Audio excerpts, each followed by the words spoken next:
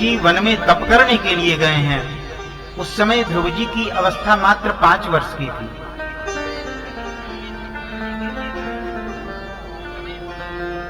इतनी छोटी उम्र में ध्रुव जी ने भगवत प्राप्ति की। तप के लिए कोई समय नहीं होता।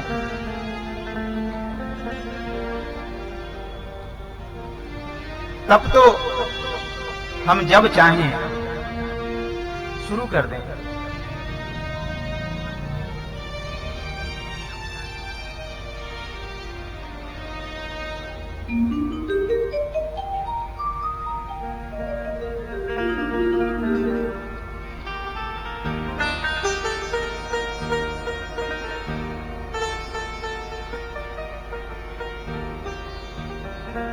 जब हम शुरू कर दें, वो कहा गया है ना, जब जागो तभी सवेरा।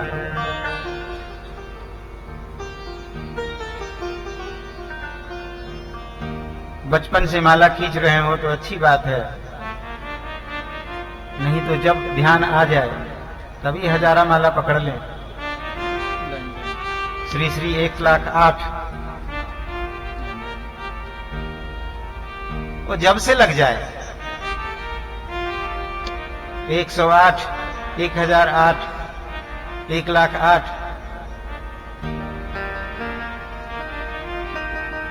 यूं तो लोग अपने नाम में लगा लेते हैं, लेकिन इसका नियम है।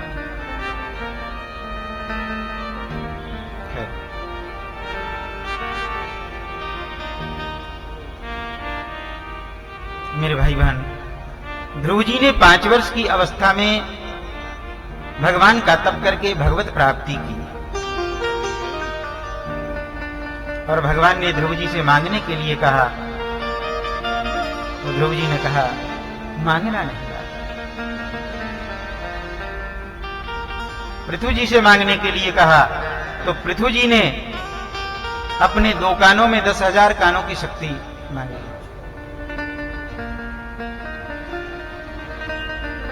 भगवत चरणारविंदों में हम अपने मन को रमा दें,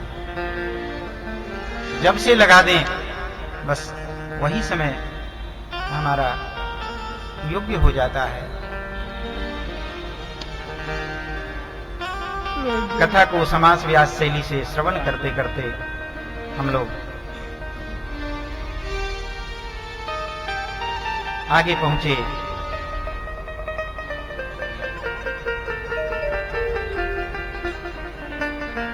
ध्रुव जी ने,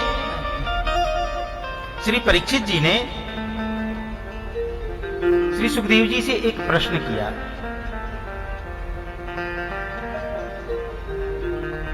बाबा एक बात बताओ, भगवान तो सबके हैं ना? बोले हाँ। ये सब तो उन्हीं की संतानें हैं। बोले हाँ। मम वांशो जीवलोकी जीवभूतः सनातनः, ये संसार सारा उन्हीं के अंश से उत्पन्न हुआ है और पुनः उन्हीं में समाहित हो जाएगा। ईश्वर अंश जीव अविनाशी, ईश्वर अंश जीव अविनाशी, ईश्वर अंश जीव अविनाशी, ईश्वर अंश जीव अविनाशी, चेतन अमल सहज सुखराज, चेतन अमल सहज सुखराज, चेतन अमल सहज सुखराज, चेतन अमल सहज सुखराज। जीव सदैव ईश्वर का अंश है, श्री परीक्षित जी कहते हैं, बाबा एक बात बताओ, जब जीव परमात्मा का अंश है तो जीव जीव में भगवान भेद क्यों करते हैं? भगवान भेद करते हैं? बाबा, ये राक्षस, ये दैत्य, ये भी तो उन्हीं की संतान है। फिर दैत्यों से द्रोह और देवताओं से प्रीति, ऐसा भगवान क्यों करते हैं? भगवान श्री सुखदेव जी मुस्कुराए। श्री सुखदेव जी ने कहा, परीक्षित, भगवान किसी से बैर नहीं करते, लेकिन जो भगवान से बैर करता है भगवान उसको उसी प्रकार, जो जिस भगवान को जिस प्रकार भजता है भगवान भी उसके साथ उसी प्रकार प्रतिरूप कर देते हैं। ये यथामाम प्रपद्यन्ते तांस तथैव भजाम्यहम्।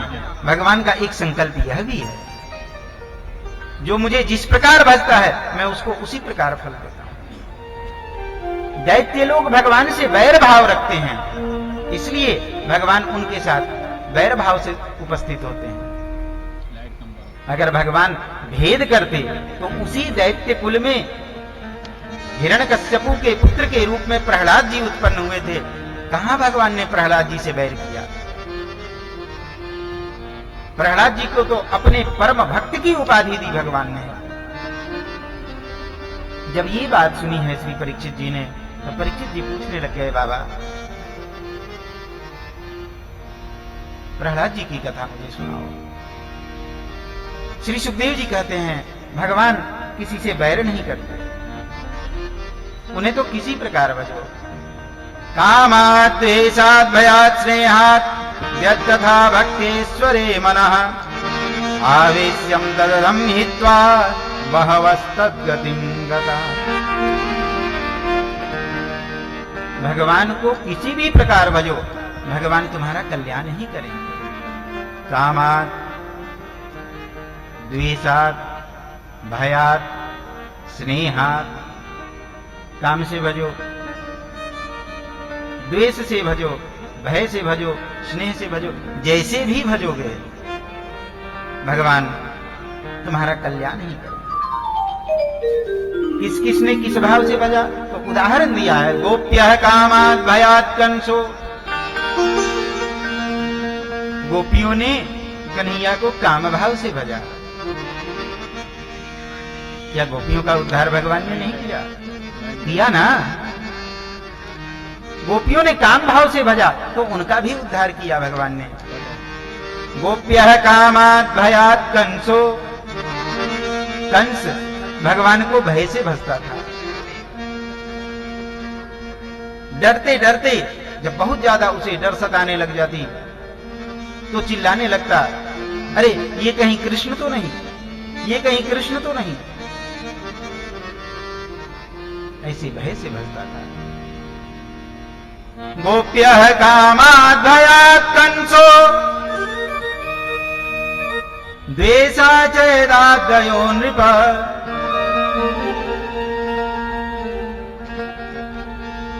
द्वेष से चेती नरेश वो भजते थे भगवान को।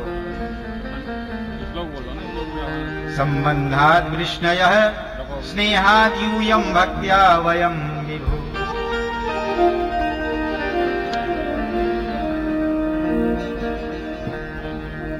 तुम्हारे पूर्वज दादा अर्जुन जी वो भगवान को किस भाव से भजते थे? सखा भाव से, संबंध से। संबंधात् वृष्णयः यूयं भक्त्या, तुम भक्ति से भजते हो। संबंधात् वृष्णयः स्नेहात् यूयं, तुम स्नेह से भजते हो और मैं भगवान को भक्ति से भजता हूं। जो जिस भाव से भजे भजता रहे। तस्मात् केनाप्युपायेन मनः कृष्णे निवेशय। किसी भी प्रकार से अपने मन को भगवान के चरणों में अर्पित तो करो।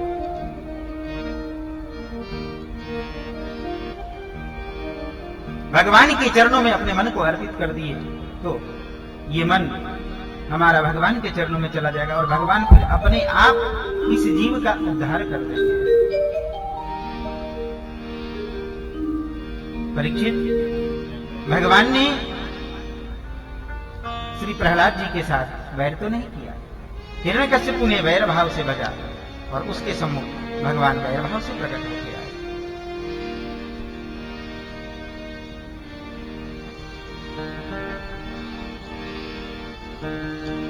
प्रहलाद जी की कथा कैसी है वो आप समझ कराएं। श्री सुखदेव जी कहते हैं, परीक्षित, जब हिरण्याक्ष का वध हो गया तो हिरण्यकश्यपु की मां दीति अत्यंत शोक करने लगी है।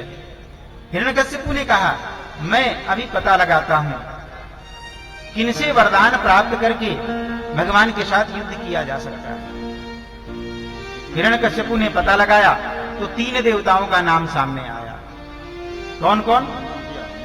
ब्रह्मा, विष्णु, सदाशिव, जानत अविवेका। ब्रह्मा, विष्णु और शिव। हिरण्यकश्यपु ने कहा, शिव ये तीसरे नंबर पे है, विष्णु मेरा शत्रु है, इसका भजन नहीं करूंगा। ब्रह्मा जी का तप करता हूं और हिमालय में गंधमादन पर्वत पे चला गया। गंधमादन पर्वत पे जाकर ऊर्ध्व बाहु, ऊर्ध्व दृष्टि करके और भगवान का तप करने लगा, ब्रह्मा जी का तप करने लगा।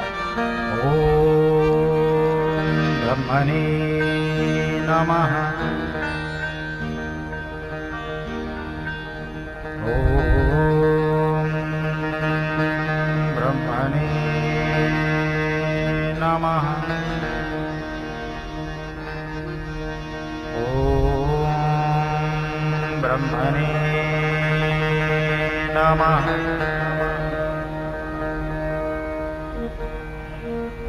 कठोर तप करने लगा है। तप करते करते कई कई वर्ष बीत गए। एक दिन ब्रह्मा जी प्रसन्न हुए और प्रसन्न होकर हिरण्यकश्यपु के सम्मुख आए। ब्रह्मा जी ने आकर कहा, उत्तिष्ठो उत्तिष्ठ भद्रम ते तपः सिद्ध्योऽसि काश्यप, वरदोऽहम् अनुप्राप्तो व्रीयता मिप्सितो वरः। हे कश्यप नंदन, उठो, वरदान मांगो। क्या वरदान मांगना चाहते हो? वरदान मांगो। मैं तुम्हारे तप से प्रसन्न हुआ हूं, वरदान मांगो। हिरण्यकश्यपु ने आंखें खोली। आंखें खोल के देखा तो सामने ब्रह्मा जी। ब्रह्मा जी से कहा, बाबा मुझे वरदान देना चाहते हो तो मुझे अमरता का वरदान दो। ब्रह्मा जी ने कही, बेटा तू जिस ब्रह्मा से वरदान मांग रहा है ना, ये ब्रह्मा खुद ही अमर नहीं है। ब्रह्मा जी की आयु भी 100 वर्ष की है। तो जिस ब्रह्मा से तू वरदान मांग रहा है ये खुद अमर नहीं है, तो तुझे कहां से अमर करेंगे? तू कोई और वरदान मांग ले। हिरण्यकश्यपु ने कहा, ठीक है, अमरता का वरदान नहीं दे सकते। बोले, बेटा मेरी बस में नहीं है। अरे मैं तो आपसे अमरता का ही वरदान मांगने के लिए तप किया था। बोले, बेटा मैं दे नहीं सकता, और कोई वरदान मांग ले, मैं वो तुझे देने के लिए तैयार हूं। हिरण्यकश्यपु ने कहा, ठीक है, अगर अमरता का वरदान नहीं दे सकते तो सुनो, मैं एक नहीं 15 वरदान मांगूंगा आपसे। ब्रह्मा जी ने कहा, ठीक है, 15 वरदान मांग लो, वो सब मैं तुझे देने के लिए तैयार हूं। हिरण्यकश्यपु ने कहा, ठीक है, तो सुनो, मैं जो मांग रहा हूं, मैं आपसे वरदान मांगता हूं, ना घर के भीतर मरूं, ना घर के बाहर मरूं, ना दिन में मरूं, ना रात में मरूं, ना गीले में मरूं, ना सूखे में मरूं, ना आकाश में मरूं, ना पृथ्वी पे मरूं, ना अस्त्र से मरूं, ना शस्त्र से मरूं, ना नर से मरूं, ना पशु से मरूं, आपके बनाए किसी दिन में नहीं, आपके बनाए किसी जीव से नहीं, आपके बनाए किसी हथियार से नहीं।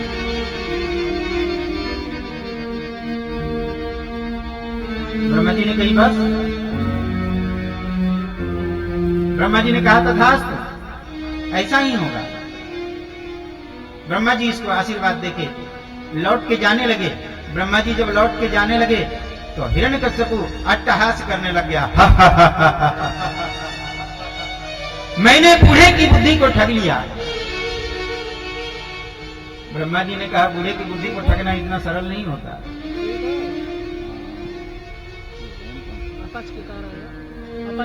किसी नौजवान को भले ही ठगा जा सकता,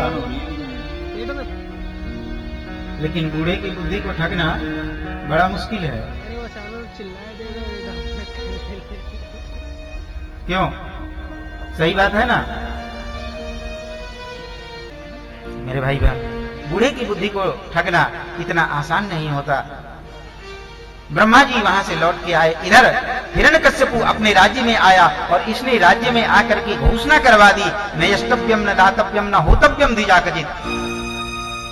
मेरे राज्य में आज से कोई यज्ञ नहीं करेगा, कोई जप नहीं करेगा, कोई तप नहीं करेगा, कोई दान नहीं करेगा, कोई भगवान का नाम नहीं लेगा। भगवान मैं ही हूं। जिसको भगवान का नाम लेने का मन हो वो मेरा नाम है।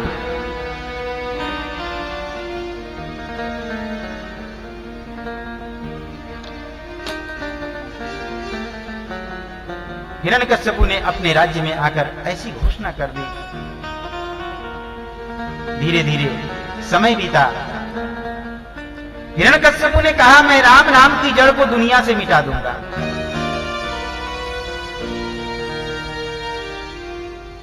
और एक बात को ध्यान रखना, हिरण्यकश्यपु ने क्या कहा? मैं राम नाम की जड़ दुनिया से मिटा दूंगा। और जो लोग राम के विरोधी होते हैं वो हिरण्यकश्यपु की ही संतान है।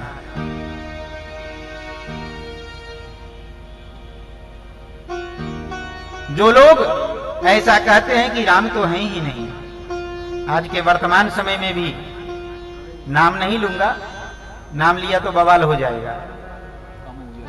फिर सब कहने लगेंगे कि महाराज जी राजनीतिक कथा करते हैं। राजनीति की बात नहीं है, ये धर्म नीति की बात है। जो लोग राम के अस्तित्व पे सवाल करते हैं वो राम प्रेमी कैसे हो सकते हैं? भले ही वो कोट के ऊपर जनेऊ पहन के दिखाएं अपने आप को कि हम भी ब्राह्मण हैं, फला गोत्र है हमारा, लेकिन जो राम के अस्तित्व पे सवाल करते हैं, जो राम नाम को मिटाने पे तुले हैं, जो कहते हैं राम तो है ही नहीं, ये राम सेतु कहां से आ गया? ऐसे लोग क्या हमारे सनातन धर्म के प्रेमी हो सकते हैं? ऐसे लोग तो बस केवल ताक में बैठे रहते हैं कि हमें सत्ता प्राप्त हो, और सत्ता प्राप्त होते ही हम तुम्हें नस्तो नाबूद कर दें।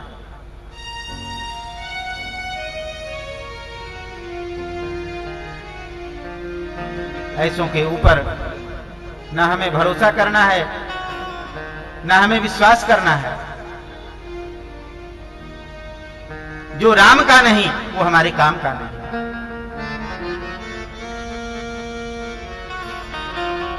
जो राम को नहीं मानते हम उनको नहीं मानते, सीधी सी बात। जो हमारे राम को माने हम उन्हीं को मानते हैं। जो हमारे राम के लिए प्रयास करे, चाहे वो कोई भी पार्टी होवे, कोई भी